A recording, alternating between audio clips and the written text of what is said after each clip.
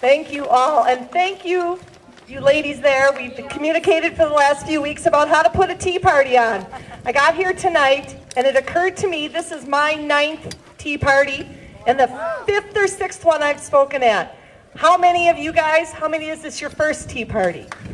Wow, excellent. It's a great turnout. You're probably wondering, what is somebody from Senate District 10 doing in your district? We're talking about being a team here in Minnesota. Of course, I have to come and be with my friend Mary.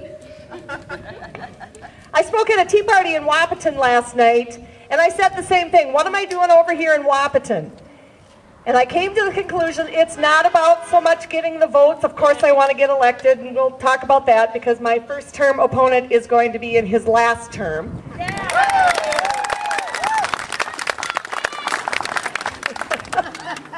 Go Mary!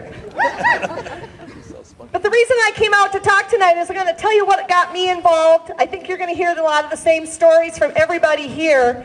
What got me involved was November of 2008 and a gentleman named Al Franken.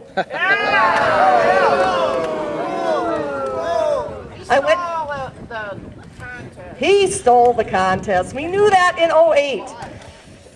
And so I was upset, as any of us were. I went to bed that night and I thought, well, at the very least, we have a filibuster-proof Senate. Well, guess what? I woke up in the morning and we're going to recount. And I tell this story, and I'm sorry for any of you who have heard it because you're going to get sick of it, but this is the truth. Standing in my mirror, fixing my hair, and I looked in the mirror and I was railing at the Republicans. Just, how could you let this happen? And it was a thunderbolt that hit me. Well, just exactly what did I do to stop it? Just what did I do? Had I gotten involved? Had I done anything but vote and maybe donate a couple bucks here and there to the candidates? And I said no. And at that very time, our brand new conservative talk radio station, AM 1100, The Flag, you probably heard of Scott Hennon. He'll love it that I plugged him. He's a friend of conservatism. I heard an ad on his radio station about getting involved in the recount. November 19th, I walked through the door to recount the votes to see if we couldn't put Norm back in the Senate, and I haven't turned back since.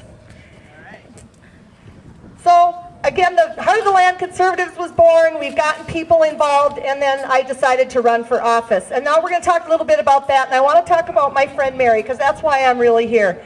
Mary and I have gotten to know each other. Actually, we met on Facebook, and then we're at a Take Back Washington rally. And Mary came up to me and introduced herself to me, and we've been friends since. Where'd she go? Right here. Oh, you're sneaky, you are. Mary and I have similar stories. We looked at our families, we looked at our friends, and we said, we can't sit back anymore. And I think that we're going to hear a lot of those stories. Some of you have to get up to the mic. You won't believe how empowering it is to speak out. When Mary and I arrive in St. Paul next fall, as we will, or I guess it's next January, when we are doing our victory parties, the one thing that Mary and I promised each other is we are going to be the watchdogs in the Minnesota House and the Minnesota Senate.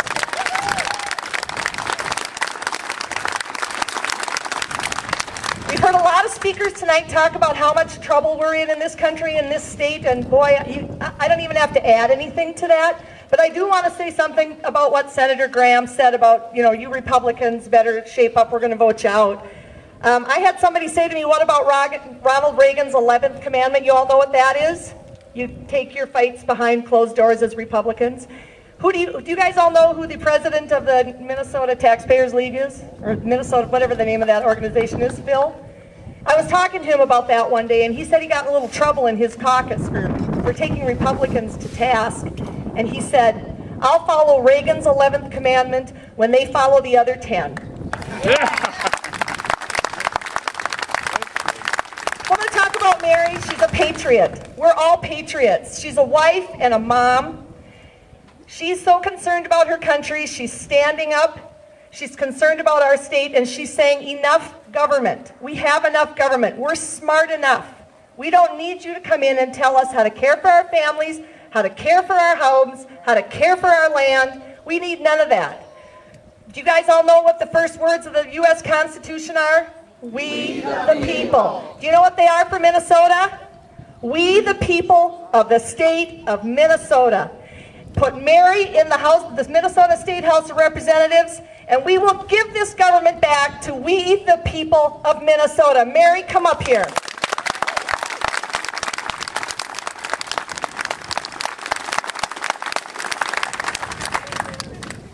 Go, Mary. You'll get stuck in the mud. Walk through the mud. Oh, she's putting on a show for us. And to quote my friend Mary, not only are Republicans not angry old white men, they're pretty young women. And this is kind of the pink elephant brigade that's taking over our country. I tell people at the door that I'm very excited this year about our ticket of Republicans. I wholeheartedly endorse every one of them, and we are bringing Democrats, independents, and Republicans to our side of the aisle. They're door knocking for us, they're donating to us, and next fall, the Second American Revolution, we're going to take it back. Here's Mary.